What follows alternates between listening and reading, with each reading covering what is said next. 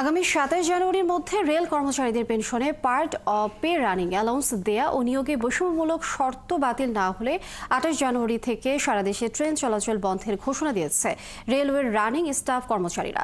বুধবার এই ঘোষণা দেন সংগঠনের নেতারা আরও জানান, দীর্ঘদিন আন্দোলন করেও সুরাহা না হওয়ায় এই ঘোষণা দেওয়া হয়েছে। বাবুন পালের ক্যামেরায় আরও জানাচ্ছেন রাজীব বড়ুয়া। বাংলাদেশ রেলওয়ের রানিং স্টাফরা বেতনের পাশাপাশি দীর্ঘদিন ধরেই পেনশনের সাথে রানিং পে সুবিধা পাচ্ছিলেন, কিন্তু ২০২১ সালে ব্যয় সংকোচনের কথা বলে এই সুবিধা বাতিল করে দেয় বিগত সরকার। শিয়া বাটার ও ভিটামিন ই সমৃদ্ধ Lily glam beauty soap. Lily, always beautiful. Running স্টাফদের নেতারা জানান, পুরনো ও নতুন নিয়োগপ্রাপ্ত কর্মচারীদের বৈষম্যমূলকভাবে দুটি শর্ত জুড়ে দিয়ে বেতন ভাতা কমিয়ে দেওয়া হয়েছে।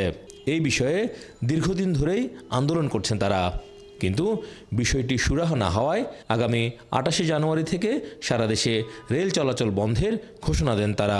ভারতের যে অপারেটরের শর্ত দিয়ে এইটা বাতিল করতে হবে। এই বাতিল না করলে আগামী ২৭ তারিখ রাত প্রায় ২৮ তারিখ ১২টা ১ মিনিট থেকে আমাদের সারা বাংলাদেশে কর্মবিরতি এবং কোনো রেলগাড়ি কোনো গাড়ি আমরা চালাবো না, আমরা কর্মবিরতি যাবো অনির্দিষ্টকালের জন্য। যে যাত্রী বিড়ম্বনা হবে, যাত্রী যে দুর্ভোগ হবে, এটার জন্য আমরা মর্মাহত, আন্তরিক অনুতপ্ত। এছাড়া আমাদের এই মুহূর্তে আর কিছুই করার নাই, আমাদের দেওয়ালে পিঠ থেকে গেছে। রেল বন্ধের ঘোষণায় উদ্বিগ্ন যাত্রীরা। তারা বলছেন, নিরাপদ বাহন হিসেবে তারা শুরুতেই রেল বেছে নেন, এখন দুর্ভোগে পড়বেন। ন্যায্য কোনো দাবি থাকে, ওনাদের সঠিকভাবে দাবিটা ওনাদের নির্দিষ্ট যারা কর্তৃপক্ষ আছে তাদের মাধ্যমে ওনারা আদায় করুক, এটা তাদের অধিকার।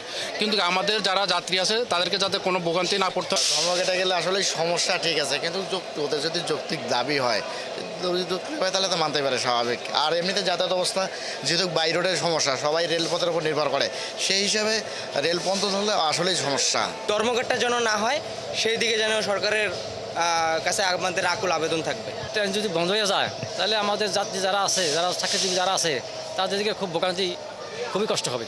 এই বিষয়ে রেলওয়ে পূর্বাঞ্চলের মহাব্যবস্থাপক জানান, রানিং স্টাফ কর্মচারীদের দাবির বিষয়টি সংশ্লিষ্ট মন্ত্রণালয়ে জানানো হয়েছে।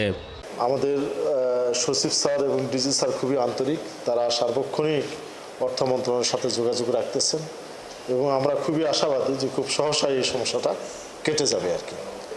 এবং রানিং সমিতি যেটা চাচ্ছে আমার মনে হয় সেটা খুব সহসাই পূরণ হয়ে যাবে। সারা দেশে বাংলাদেশ রেলওয়ে প্রতিদিন প্রায় ২ লক্ষ যাত্রী পরিবহন করে। কর্মচারীদের এমন সিদ্ধান্তে বিপাকে পড়বেন যাত্রীরা। রাজীব বড়ুয়া, ৭১, চট্টগ্রাম।